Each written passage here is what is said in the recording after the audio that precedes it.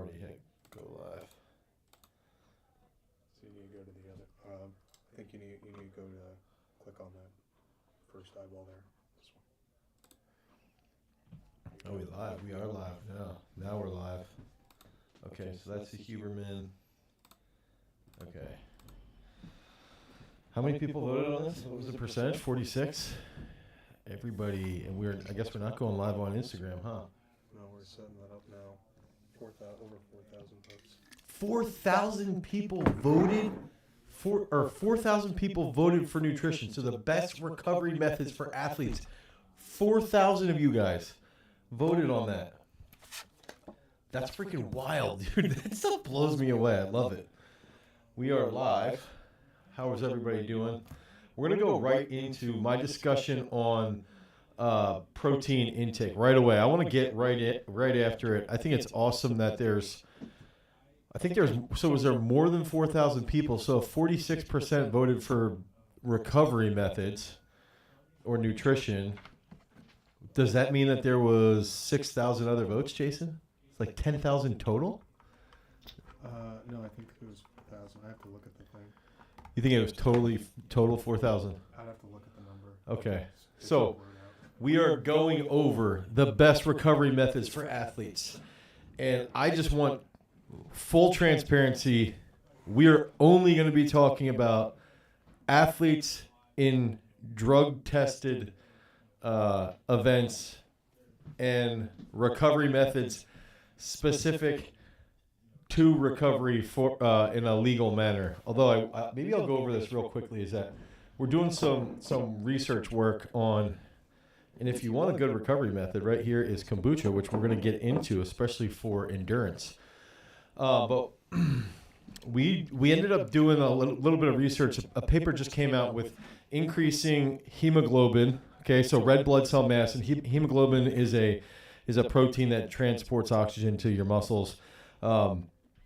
But one of the best recovery methods outside of a testing pool is to take nandrolone, because that can actually increase your red blood cell mass, which then leads to a higher rate of hemoglobin, which then leads to a greater VO2 max, which then leads to Shelby Houlihan testing positive for nandrolone in the 2021 Olympic trial. So I wanted to share that. This one right here. Okay, thanks. Jason's setting up live. I just also got back from Estonia last night. So I was presenting over in Estonia for quite a while. Somebody's saying the sound's echoing. Hopefully that dude, he got banned. I'm stronger on. It was a chick that got banned. The audio is echoing. I think that seems to be better. Let me know if that audio is better. Anyway, there we go. Awesome. Okay, so some of the stuff that I want to go right into, protein intake. I think some of the simple things as far as protein intake, baseline 1.6 grams per kilogram of body weight. So let's say you weigh 100 kilos, you should at least be getting 160 grams of protein. I always think it's better to err on the side of like 1.8 to 2, maybe even a little bit higher. I don't think it's going to be bad if you went a little bit higher. The reason being, I think people tend to overeat quite a bit more if they're eating less protein. If they're overeating and they're making up the carbohydrates, or they're making up the calories from carbs, or they're making up the calories from fats, they tend to overeat the calories that they need and they gain weight. So I tend to be a little bit more aggressive as far as my recommendation on protein intake, as far as nutrition and recovery methods are concerned. The other aspect that I really, really, really, really like is the Phi-FO study. Okay, so there's actually a paper from the Sonnenberg group in Stanford, at Stanford, Phi-FO. You can look this up. Basically, it comes down to if you could have 30 to 45 grams of fiber a day, and if you could have 4 to 6 servings of fermented foods a day, you're going to be in a really, really good situation with your gut microbiome. You're probably going to be leaner. There's going to be a drastic decrease in all-cause mortality. You're going to be healthier. So I do recommend between around 40 grams of fiber, and then trying to get kombucha or yogurt or kefir, homemade kefir. We have old school homemade kefir videos back back on the old aspect of Garage Strength. I don't know if Jason could throw that in there, but we have some videos where I'm actually making bone broth and kefir. So I've always sort of been a pretty big proponent of fermented foods.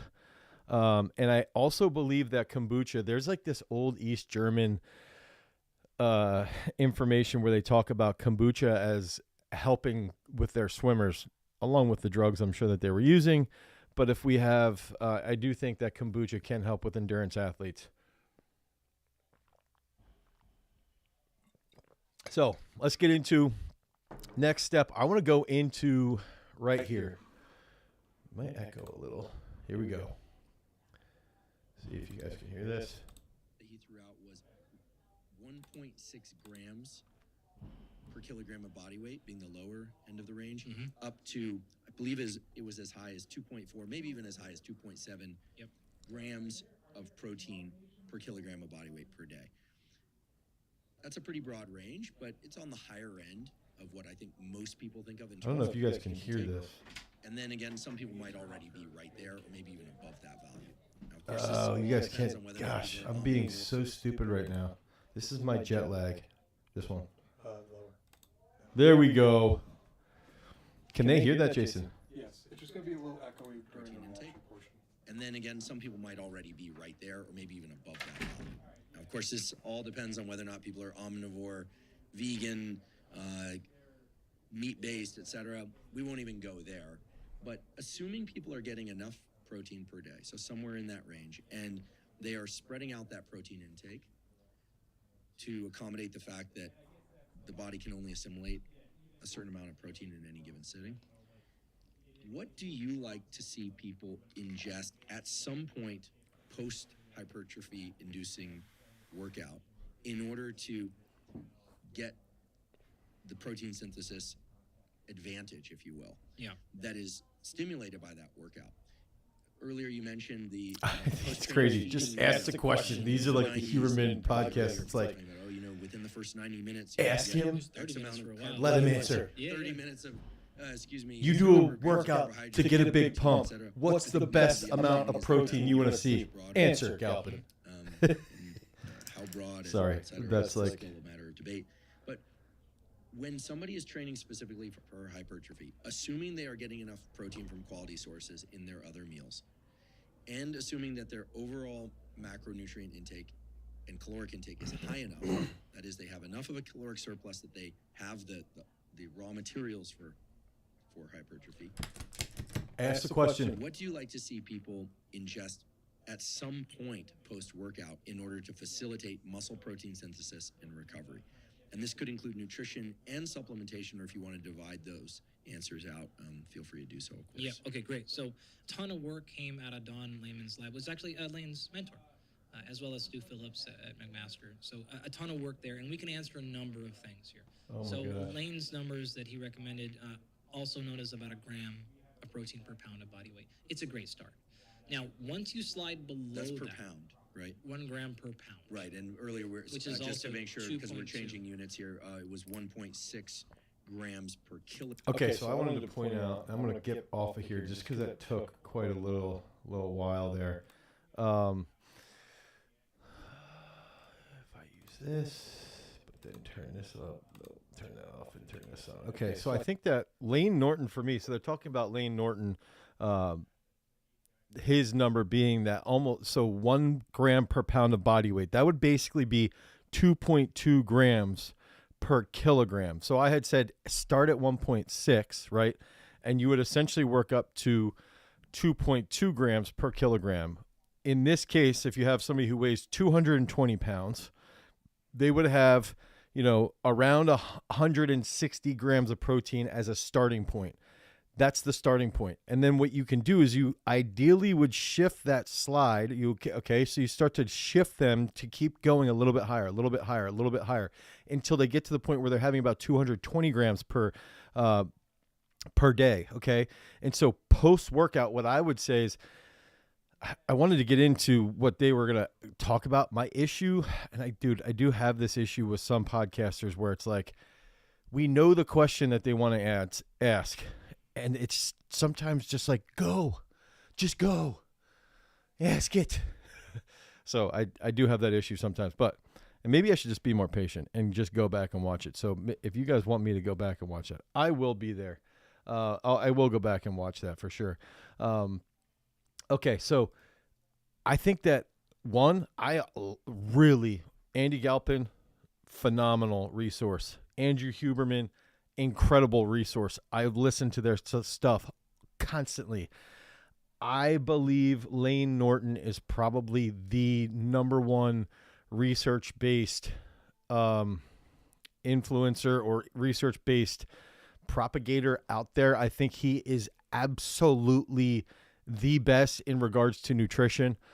He's incredible. I like him. I like Alan Aragon as well. I like Galpin and Huberman too. So, for Lane Norton, I would say if you look at that 2.2 grams of protein per kilogram of body weight down to 1.6, and you're hitting that along with getting 40 grams of fiber per day, along with getting 4 to 6 servings of fermented food. I also think that if you're getting 40 grams of fiber, you're probably going to be getting a fair amount of excess carbohydrates as well in a good way, meaning you're probably going to be around 300 grams of carbs, if not more.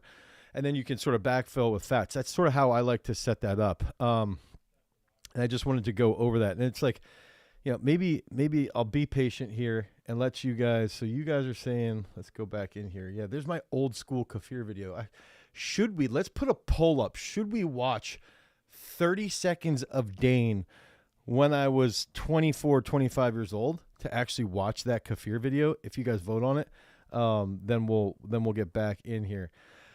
Then we'll get back and watch that. So I think the other big factor then, if we're talking about best recovery methods for athletes, is that we've got to start to analyze and look at, okay, we've got nutrition.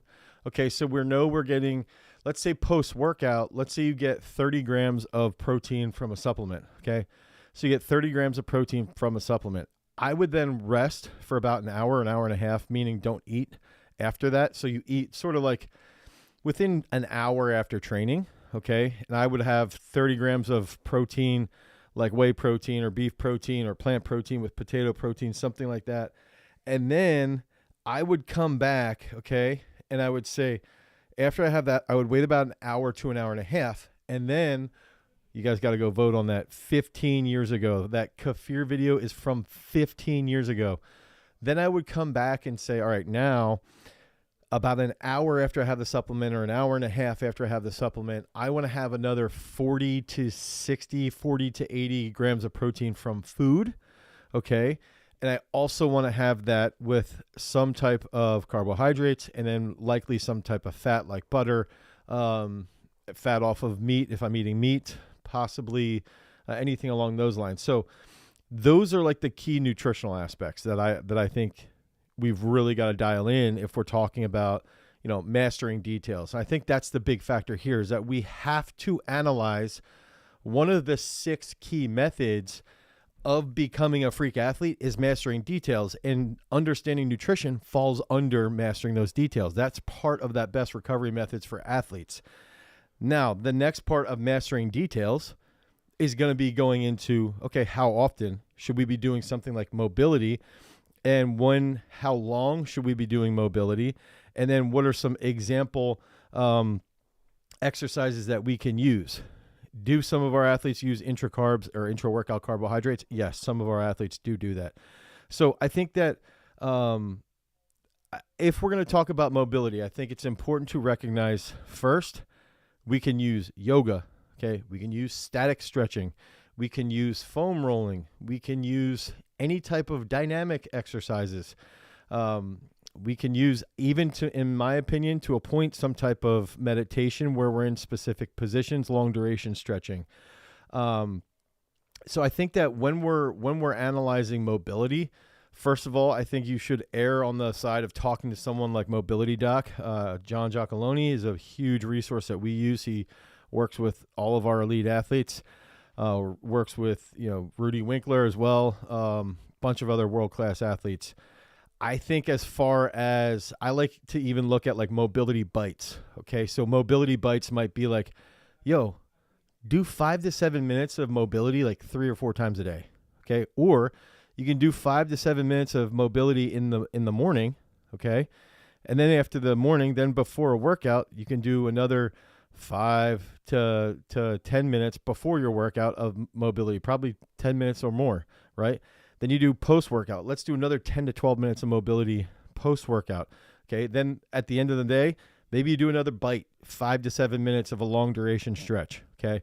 I think that's a really, really good thing to do. You can do simple things like couch stretch, pigeon pose, roll out your hips, roll out your glutes, rolling out your T-spine, lengthening your lats, lengthening your triceps, anything along those lines on a regular basis. I think that's what you could be doing on a regular basis, okay? As far as mobility is concerned. Okay, so this is like that second part of recovery methods for athletes. So we're looking at the first part, nutrition. Second part would be mobility. That third part that I feel plays a major role in recovery is going to be mindfulness or quiet sitting. And somebody did ask about the Wim Hof method. I think this is an interesting discussion right now because there was a recent paper that just came out on the Wim Hof method where they actually came out and said like there's a couple papers. The most recent one said like it pretty much didn't do anything that it said it was going to do, but people found themselves in a much happier state mentally. And I think that mindfulness to me is being empathetic, being less narcissistic, right? Being empathetic, understanding and listening to people and understanding their points and understanding it's also important to say you're trying to understand someone's viewpoint or understand what they're saying doesn't mean you have to agree with them. It means that you have to comprehend where they're coming from. And I think that can be part of mindfulness. And I think even when someone says something, I believe it's actually important to mirror them or label what they're saying. So it helps you slow down your thought process, because I think people, myself, who struggle with mindfulness, struggle to slow down their thoughts, and they struggle to like slow down the speed of their day. And I think that's a big factor around it. So for me, I believe part of mindfulness is doing yoga, going in the sauna, right? So you can go in the sauna and you can try to meditate. I think meditation is a phenomenal way. It's really, really hard. And that's why people might only meditate 2 or 3 times and then they stop doing it. But it's a really, really, really hard skill. And again, yoga, I think, is a great way. Quiet sitting, just sitting in a corner and just chilling. Sitting on an airplane, for me, sometimes I might just sit on an airplane and literally stare at the seat right in front of me for 30 minutes, just thinking, and then trying to stop thinking. If I'm thinking, right, then I try to slow down my thought process until I can get myself to sort of quiet my entire brain and just be totally at peace with where I'm at. I also think that going to specific types of therapy, for me, cognitive behavior therapy is something that I think works phenomenally for me. I think, what's the other one? Is it ACE or AC?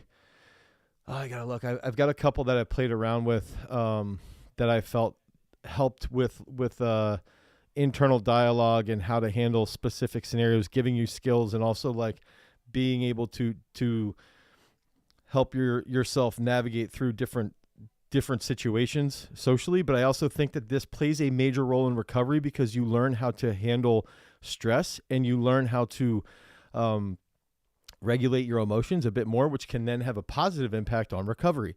Okay. And then that in turn is going to lead to a positive impact on your overall sports performance. So I think doing some type of quiet sitting, yoga, meditation, prayer, if you're religious, I think doing that stuff, yeah,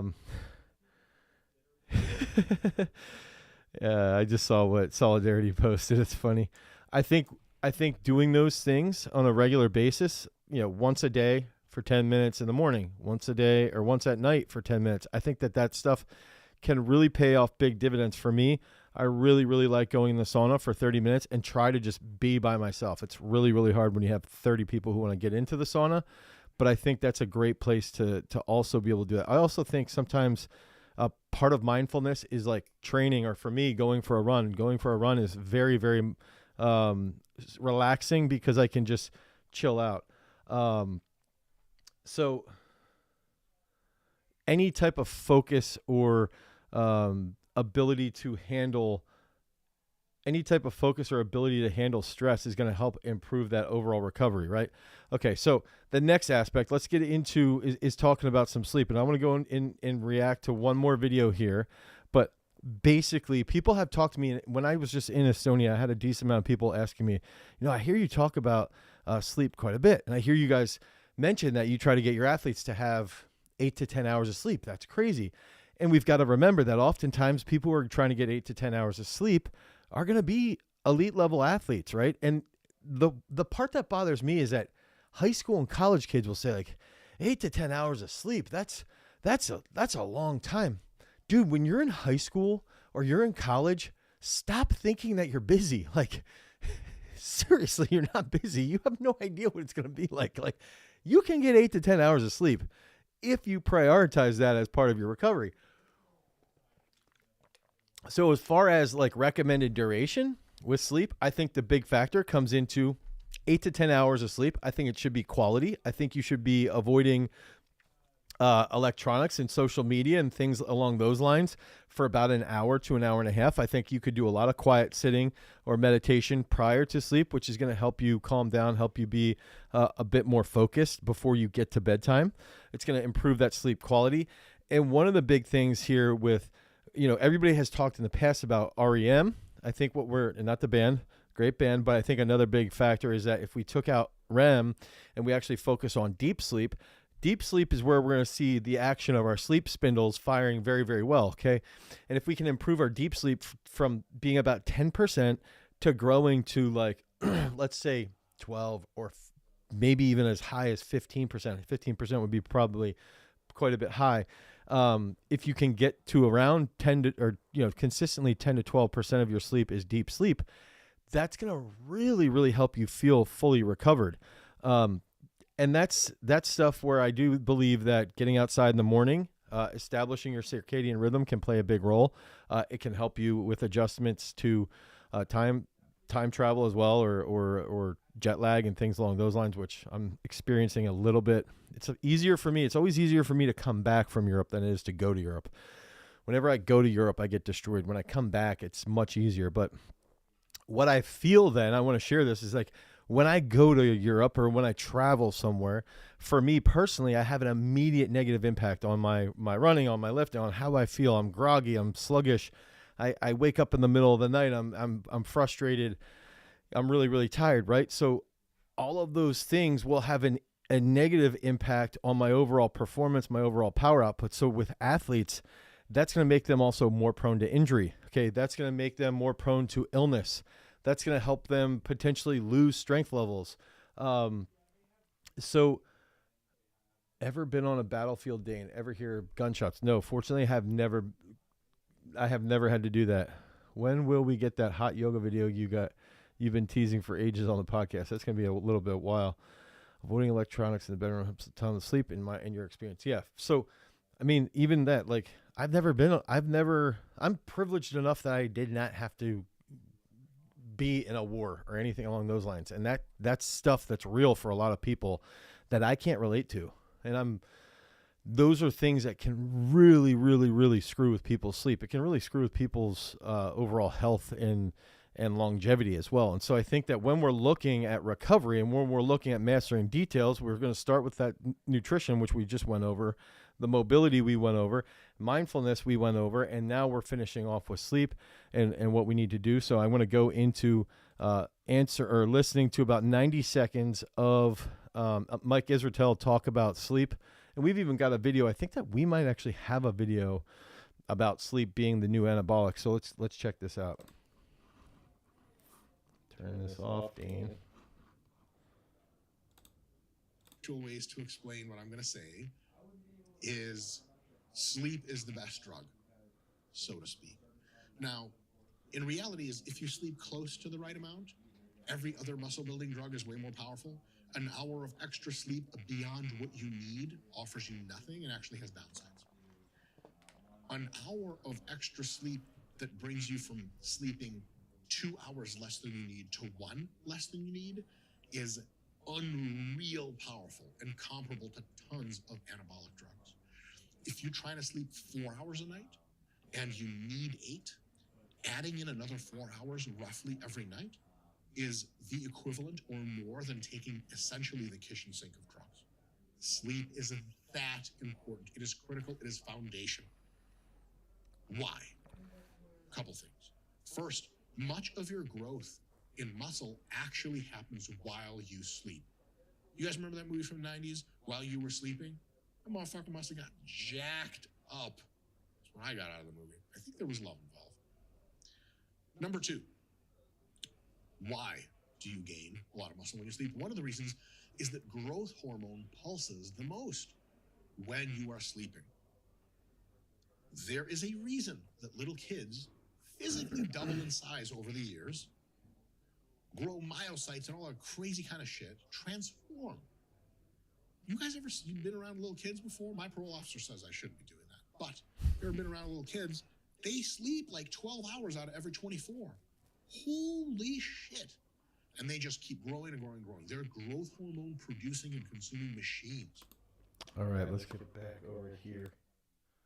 There I go. Okay, so that, I think, yeah, I just wanted to sort of echo that, as I know that was a little bit of echo. And I think that there's a, if I remember correctly, I'm trying to find that video to line up that other video.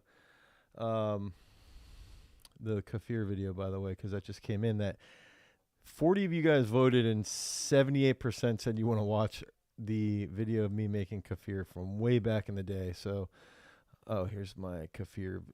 Jason, the kefir video that you posted is actually a research paper.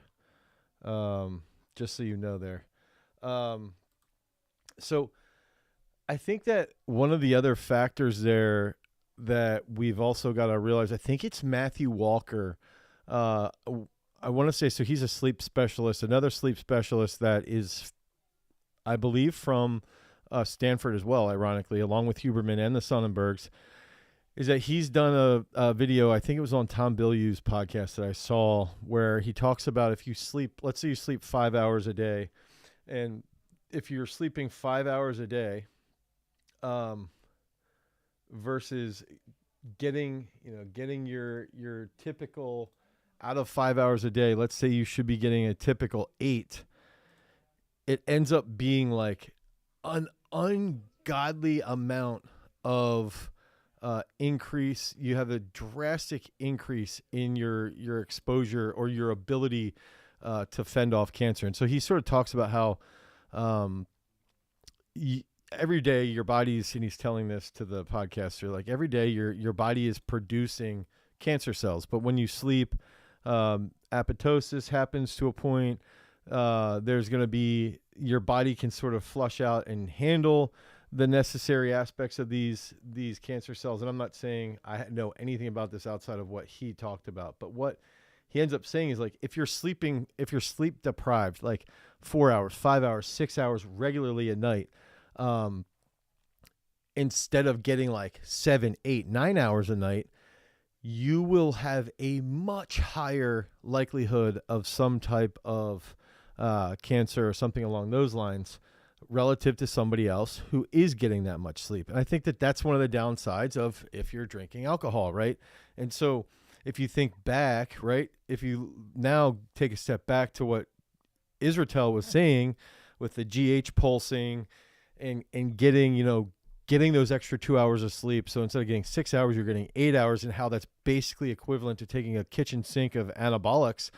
It really shows that also with health and longevity, based off of some of the data that we see, especially, again, if you look at what Walker was talking about, that tends to hold true. And I think that personally, I know this, like anecdotally, when I'm traveling, right, I will undoubtedly spend 2 to 3 days in a haze feeling like trash. And then again, when I come back, it might be about a day, like right now. And you're almost like just constantly in this hangover state. And I think that that's like one, again, the negative impact that we see from alcohol then is that alcohol will have a negative impact on your deep sleep, which in turn is a key aspect. Those sleep spindles are key for being able to recover on a regular basis. So I just think that all these different aspects of mastering the details, and if we think back to like the part of this discussion is that if we want to be healthier, we want to be elite level athletes, we've got to master details. And part of that is understanding your sport. Part of that is understanding lifts and exercises and stuff like that. But it's also, what's your nutrition intake like? Okay. When are you eating? What's your mobility like? How frequently are you able to get those mobility bites in and do those things? What's your mindfulness like? What's the level of enjoyment and happiness in your life? What's your sleep capacity like? What's your sleep level like?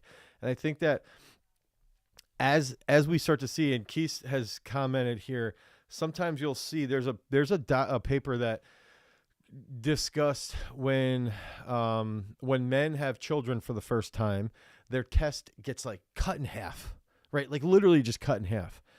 And then that doesn't happen again usually when they have the second child. But the difference being is that typically when you have a child for the first time, you have no idea what it's going to be like. You are not prepared at all. So your sleep basically gets cut in half. Your stress levels dealing with what your kids are saying or doing or crying all the time, and you don't know how to handle it. You weren't prepared well. You didn't read a lot of books. You didn't talk to your friends that also have bites, is what mobility bites, like you're chewing on it. Mobility bites, like just a quick little mobility bite, I like to call them. So when we see this information that, oh, when you have a child, you get your test cut in half. Well, it's more so your sleep sucks. You don't know how to handle a crying baby. You don't know how to handle being supportive to your spouse. You weren't prepared for any of this. And then if you have half of a brain, you learn how to handle this. You adapt your schedule so that you can sleep more. As you have the second child, you learn how to handle all those different situations and adapt your schedule. You also realize that you might only be able to work out for 30 minutes versus before you had a kid, you're working out for an hour and a half. So you learn how to improve these situations so that you can still do all these healthy things. So I think that those are some real key things that we've got to keep in mind as far as all this is concerned. Now, I'm going to go into the vote. Everybody put in on if you want to see this kefir video. I think the other fun part that I want to go into before that, though, is that if we want to before we continue with this Q&A, if you're interested in more deep dive on all aspects of training and coaching for your specific goals. So if you guys are interested in listening on how we can improve your specific goals, think about what we just covered with your specific protein consumption, your fiber consumption, your fermented food consumption, your carbohydrate consumption, how much sleep you should be getting, when you should be doing mobility, all of those things, what type of mindfulness practice you can be doing on a regular basis, right? Those are things to help your specific goals. So if you guys need help with that even further, you can make sure that you check out our podcasts or also just consider being a channel member. You can join our Friday private live. It's $10 a month, and we'll answer any questions specific to you. We'll also break down some research papers, go into how you can apply that to your specific training. Again, it's $10 a month. It's a full 1 hour lecture.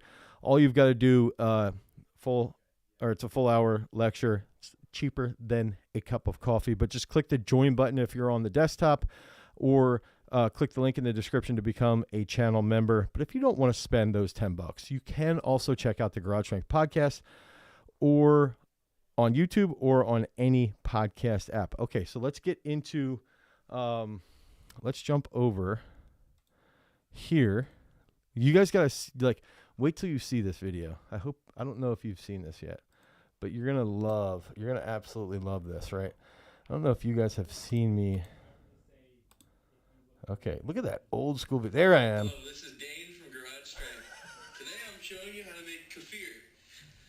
You need two crucial ingredients when you're making kefir: your raw milk and your kefir grains. Kefir grains are a SCOBY, a symbiotic colony of bacteria and yeast. show you Yo, how how to many make views does this kefir. have? This has It's very 55,000 simple. Take the views. grains, drop it I into know your you guys want, clean jug. you Get your guys fresh raw secretly milk, want. unpasteurized, untainted, filled with vitamins and minerals. Why is Pour my this voice so into high? onto the kefir grains. And the I know you guys bacteria want a new kefir video. will eat the sugars throughout the milk, which will cause it to ferment and pre-digest the milk and turn it into kefir.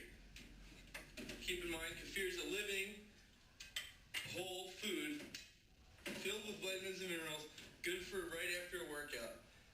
We're going to let this sit for 48 hours and we'll come back and see what happens. All right, so here we are back in the kitchen. So I and I'm shaved. going to show you what to do with the kefir Notice I after it's shaved. fermented. All right, look at that video, man. What a freaking throwback, huh? What a crazy throwback.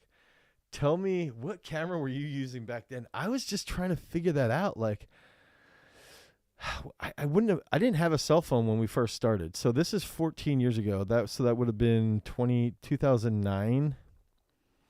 I didn't get a cell phone till like 2010 probably. I don't know what camera I would have been using. I'm wondering if I just had like a point and shoot or something that I just randomly use. I don't know if you guys have ever seen my old football video. I have a football video from that time frame and like a baseball video. But man, that yo, who is Raging Truth, by the way? I feel like okay, so Raging Truth, and maybe I know who you are and I just can't remember off the top of my head. Okay, so bro, tell them about Tavrog, okay? So Tavrog, so this person has to know me closely because they know this story. Notice that high angle. That's production, absolutely. So Tavrog is a soft cheese, and it's very high in calcium. And so this is what's crazy is that actually behind the camera, we're in cornfields, right? So there's like a cornfield that's, I don't know, 3 miles long. And up on the hill behind you guys, this way, is behind you guys because you're all sitting right in front of me, is a goat dairy. And they actually make this soft cheese called Tavrog.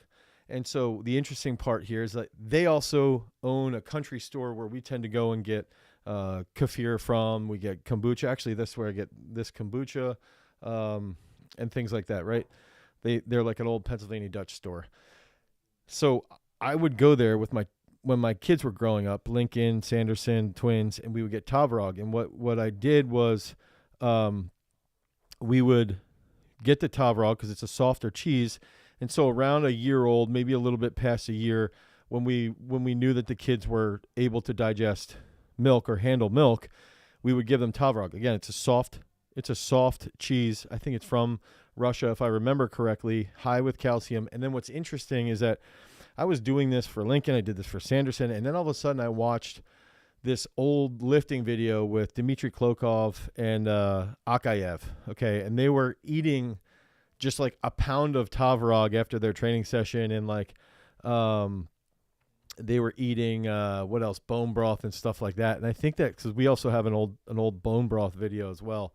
So I think that it's interesting because I use that partially because I remember Dr. B talking about it. Raging's been spying on me. I feel like that might be how, if I remember it correctly, but it might not be either. Yeah. So I think that it's funny because, you know, looking back at those videos, I don't know why my voice was so high, by the way. Like, that's weird. You're looking back at those videos. So that would have been in 2009. So Lincoln wasn't born yet. Garden tutorial. My mom's garden's crazy. I actually think we might have done a garage strength garden tutorial. We actually might have one from back in the day. But even, you know, in this regard is like when you're making kombucha or you're making kefir. And so I would take kefir and then mix in protein with it. I just had yogurt with frozen blueberries, and I'm going to mix in protein with that afterwards. These are really, really easy ways to make sure that you're getting that protein for recovery and that your gut's going to be healthy. And I also think that when you're getting raw milk or something like that, now you got to consult with your doctor on some of this stuff, but if you can handle it, if you can digest lactose, or even if you're lactose intolerant, some people can handle raw milk. So just keep that in mind as well. So I don't think Viper. I don't think we. Well, I mean, I don't have a microwave at my house. I don't know if I had a microwave at my parents' back then. That was still at my parents. Oh, we do have a garden video. You guys want to see my garden video? We're just gonna go deep into all things old school garage strength. And maybe what my point is like, dude, none of this stuff is like super groundbreaking. It's just really hard to keep yourself accountable. And so this is my mom's garden right there. Okay. So that's my mom's garden here. She plants a whole bunch of stuff, and then that's her like sort of greenhouse. And this is what, 14 years ago. Broccoli. Yeah, so that's May 16th. Now you can see that's a terrace area. She's got blackberries up there now. Blueberries, tomatoes. Those are strawberries. Tomatoes there. She gets asparagus quite a bit as well. Those are onions. You can see those are onions.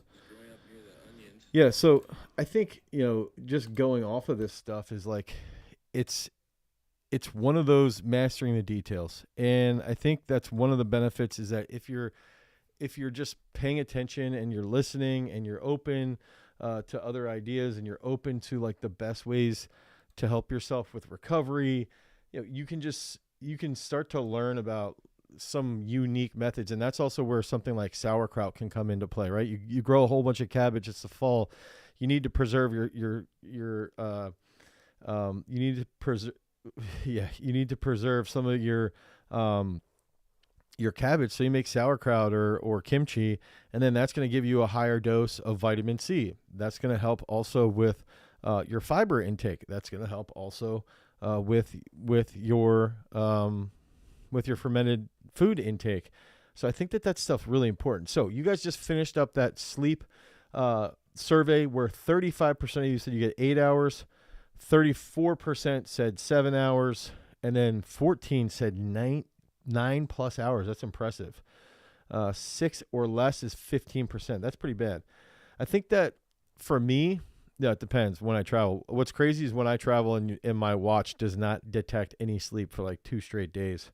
That's when I feel really crappy. But yeah, I think, going into all these big factors is like, if you can wake up and know, let's say it's first thing in the morning and you can get in, and I think this is where the practicality comes into play. I think the easiest thing, when I say nutrition and mobility and mindfulness and sleep, people start to get overwhelmed, right? They're like, oh my God, we got to do all of this stuff. But in reality, it's like, okay, what's one thing that we can do? All right, wake up in the morning, okay? Get 12 minutes of yoga. And while you're doing yoga, you're zoning out. You're just going through the motions. You're feeling those different positions, okay? So now you got the mindfulness, and now you got mobility in. Okay, what's the next thing you can do? Okay, well, we know that we got to try and get, if you weigh 220, let's try and get 200 grams of protein, and let's try and have some fermented stuff there. So, okay, we have some yogurt, we've got eggs, and maybe a banana. That's your breakfast. Okay, so now you're taking care of that. And if you do these things throughout the day, the sleep will take care of itself. You get outside, you go for a walk. That's another mindfulness aspect. Now it's built into your day. It's part of your habits. And so Jason had just commented in there, thoughts on ice baths and cold plunge. I think that ice baths, cold plunges, I think Beef Witch, what's going on? I'm missing something. I think ice baths, cold plunges, I think are good. I think they're very good at like providing an acute release of adrenaline. They're like it's like taking like 5 shots of espresso, essentially, is how I sort of view it. I think it's a very good way to sort of almost shock the system at that moment, wake you up, make you feel better, make you feel more accomplished. I also think there's a point to the breath control. I think that if you can have some type of breath control, that's another aspect behind it that's going to help you be more mindful. I will say, personally, I did about various points in my life. Last year, I went about 6 months of cold showers. We had a broken hot water heater for close to 9 months that we had different issues with at the house, and we didn't for various reasons, I just cold showered for a while. I've never really noticed a long-term response to it, but for sure have always noticed that short-term benefit. I think that's the biggest issue.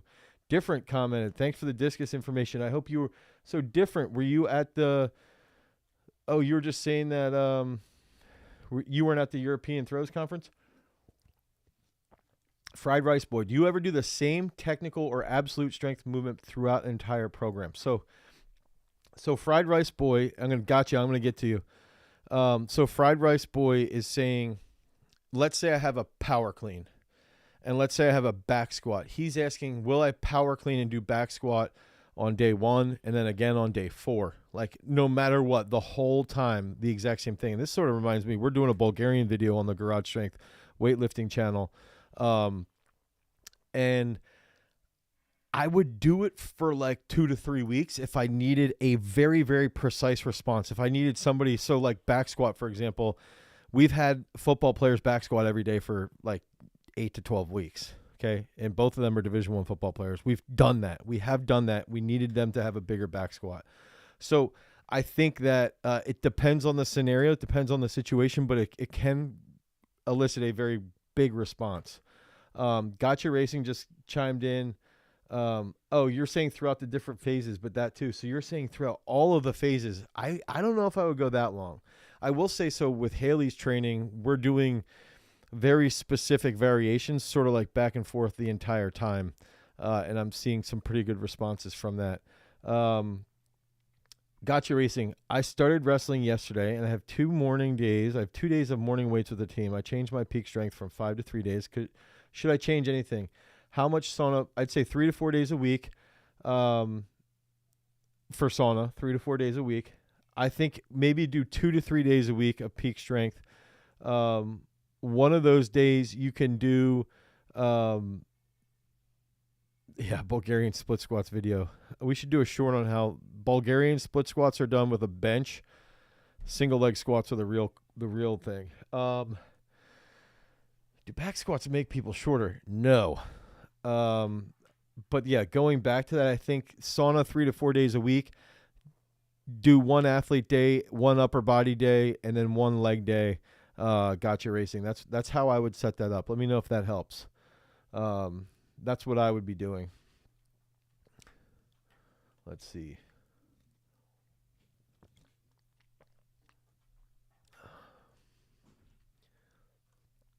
Going back up. Man, why are there so many deleted messages in here? Can you guys like calm yourselves here? I don't think that's that good. I work 3rd shift and it's hard for sleep. I need to change my shift, but I'm aiming at boxing. So that's for Justin. So I think that 3rd shift tends to be the hardest one to work. Try and get off of that as quickly as possible. And then what I would do is work 3rd shift and then work out after working, okay, or right before working. But typically I would recommend if you're working 3rd shift, when you're done, get into the gym afterwards. Try to stay up for a little bit, but then you should probably be in bed by, let's say, 8 or 9 o'clock. And then if you could sleep, until 4 or 5, I know it's really freaking hard, but that would be like the next step to do.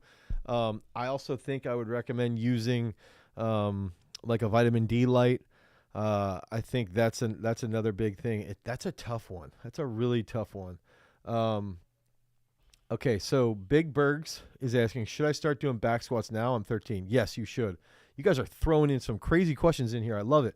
You should be back squatting when you're 13, 100%.